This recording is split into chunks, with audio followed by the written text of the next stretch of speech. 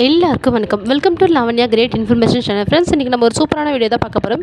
வீடியோவை நீங்கள் முதல் முறையாக பார்க்குறதா சப்ஸ்கிரைப் பண்ணிக்கோங்க. பக்கத்தில் இருக்கிற பெல் ஐக்கானை கிளிக் பண்ணிக்கோங்க. அப்போ தான் நான் போடுற வீடியோ நோட்டிஃபிகேஷன் கொண்டே வரும். ஃப்ரெண்ட்ஸ், வாங்க இப்போ நம்ம வீடியோக்குள்ளே போகலாம்.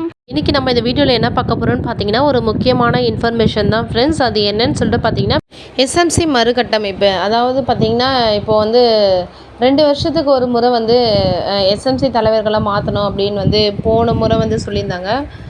அதாவது 2 வருஷத்துக்கு முன்னாடி அந்த மாதிரி வந்தது. ஸோ பார்த்திங்கன்னா, ஏப்ரல் மாதம் இப்போ கடந்த ஏப்ரல் மாதம் தலைவர்களை மாற்ற வேண்டியது. ஸோ பார்த்திங்கன்னா, இப்போ நிறைய பேர் அட்மிஷன் வருவாங்க. ஸோ அதனால் ஜூன் ஜூலையில் அந்த மாதிரி நம்ம ஸ்டார்ட் பண்ணிடலாம் அப்படின்னு சொல்லிட்டு பள்ளி கல்வித்துறை அறிவித்தாங்க. ஸோ இப்போ பார்த்திங்கன்னா, ஜூன் போயிடுச்சு. இப்போ ஜூலை ஆகஸ்ட் இது 2 மாதத்துக்குள்ளே எல்லா தொடக்கப்பள்ளியிலேருந்து மேல்நிலை பள்ளி வரைக்கும் பார்த்திங்கன்னா, எஸ்எம்சி மறுகட்டமைப்பு செய்யணும் அப்படின்னு சொல்லிட்டு ஜிஓ விட்டுட்டாங்க. ஸோ ஜிஓ வந்தது ஒரு முக்கிய ஒரு அறிவிப்பு. ஏன்னா ஜிஓ வந்த உடனே கண்டிப்பாக அது ப்ராசஸில் நம்ம இறங்கினோம். ஸோ பார்த்திங்கன்னா, நிறைய பேருக்கு இப்போ ஒரு வாய்ப்பு கிடைக்க போகுது. நிறைய பேருக்கு பார்த்திங்கன்னா, இப்போ நம்ம ஐடிகே வாலண்டியர்ஸும் நிறைய பேர் இருக்கும். நம்மளுடைய குழந்தைகளும் கவர்மெண்ட் ஸ்கூலில் படிப்பாங்க. ஸோ நீங்கள் தலைவருக்கு கண்டிப்பாக நீங்கள் நில்லுங்க. ஏன்னா தலைவராக இருக்கட்டும், கல்வியாளராக இருக்கட்டும், இதுலேயும் பார்த்திங்கன்னா ஐடிகேக்கு இந்த முறையும் ஒரு காலம் இருக்குது. ஸோ இதுக்கான ஜிஓ நான் பின்னாடி அட்டாச் பண்ணுறேன் நான். அதுக்கு முன்னாடி பார்த்திங்கன்னா, அதை பற்றி நம்ம கொஞ்சம் டீட்டெயிலாக பேசிடலாம். என்ன சொல்ல பார்த்திங்கன்னா, இப்போ நிறைய பேர் நம்மளுக்கு எதுக்கு இந்த தேவையில்லாத வேலை எதுக்கு அப்படின்னு சொல்லிட்டு நிறைய விஷயத்தை நம்ம ஒதுங்கியே இருப்போம். ஸோ பார்த்திங்கன்னா, இந்த முறை நீங்கள் உங்களுடைய ஸ்ட்ரென்த்தை காட்ட வேண்டிய டைம் இது. ஏன்னா நம்மளுக்கு ஐடிகேவும் இல்லை. ஸோ பார்த்திங்கன்னா, நிறைய பேர் ஸ்கூலில் படிக்கிற பிள்ளைங்களோட பேரண்ட்ஸாக நீங்கள் இருந்தீங்க.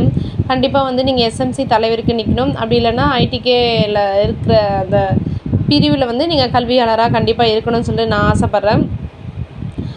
ஏன்னா அதுவே நம்மளுக்கு ஒரு அப்போ தான் நம்ம ஸ்கூல் கூட கொஞ்சம் டச்சிங்கோடு இருக்க முடியும். நம்ம பிள்ளைங்களுக்கு கூட கொஞ்சம் டச்சிங்கோடு இருக்க முடியும். நம்ம போயிட்டு வரும்போது நிறைய விஷயத்த நம்ம தெரிஞ்சுக்கலாம்.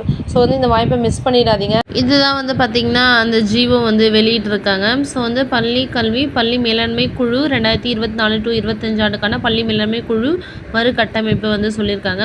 ஸோ இது மூலிமா நம்மளுக்கு ஒரு வாய்ப்பு இருக்குதுன்னு நம்ம சொல்லலாம்.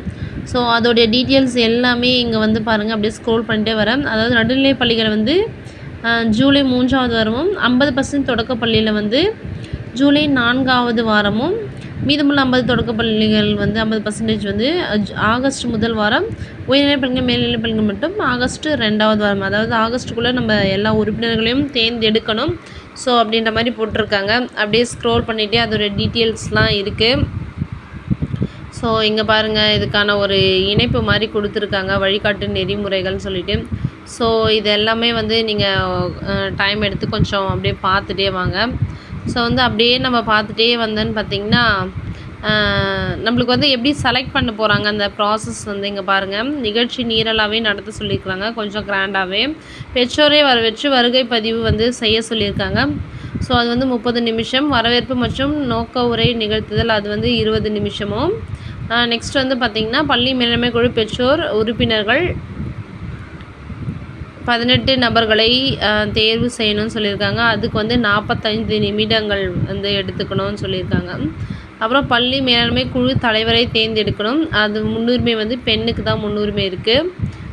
அதுக்கப்புறம் துணைத் தலைவரை தேர்ந்தெடுக்க சொல்லியிருக்காங்க. அது ஒரு நிகழ்ச்சி நீரலாகவே கொடுத்துருக்காங்க. ஸோ போன முறை நம்மளுக்கு கொஞ்சம் கிராண்டாகவே நடந்தது. ஸோ அதே மாதிரி தான் இந்த முறையும் நம்மளுக்கு அரேஞ்ச் பண்ணி கொடுத்துருக்காங்க.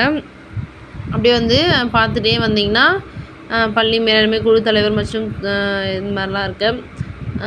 அப்படியே நம்மளுக்கு தேவையான விஷயத்தை இப்போ நம்ம பார்க்க போகிறோம். இங்கே பாருங்கள், 7th 1 கல்வியாளர் ஐடிகே வாலண்டியர் அரசு சாரா அமைப்பினர் ஓய்வு பெற்ற ஆசிரியர். ஸோ இந்த முறை நம்மளுக்கும் ஒரு காலம் ஒதுக்கியிருக்காங்க. ஸோ இதில் நீங்கள் விட்டு கொடுக்காதீங்க. நீங்கள் கல்வியாளராக இருங்க. ஸோ இந்த மாதிரி மெத்தடில் பார்த்திங்கன்னா செலக்ட் பண்ண சொல்லியிருக்காங்க. ஸோ அதனால் நம்மளுக்கான ஒரு இடத்த சூஸ் பண்ணுறதுக்கு நம்ம தான் முன்மொழியணும். ஸோ போன முறை பார்த்திங்கன்னா, எனக்கும் தலைவருக்கு வாய்ப்பு கிடச்சிது. நான் இன்ட்ரெஸ்ட்டு காட்டாதால் எனக்கு துணைத் தலைவர் கிடச்சது. இந்த முறை நான் கண்டிப்பாக தலைவருக்கு தான் நிற்க போகிறேன். நீங்கள் இந்த போஸ்டிங்கில் எந்த போஸ்டிங் உங்களுக்கு கிடைக்கணும் அப்படின்ற மாதிரி நீங்கள் லைக் பண்ணுறீங்கன்னு சொல்லிவிட்டு மறக்காமல் கமெண்ட் பண்ணுங்கள். தேங்க்யூ ஃப்ரெண்ட்ஸ், தேங்க்யூ ஃபார் வாட்சிங். உங்களுடைய பெஸ்ட்டை கண்டிப்பாக கொடுங்க. தேங்க்யூ.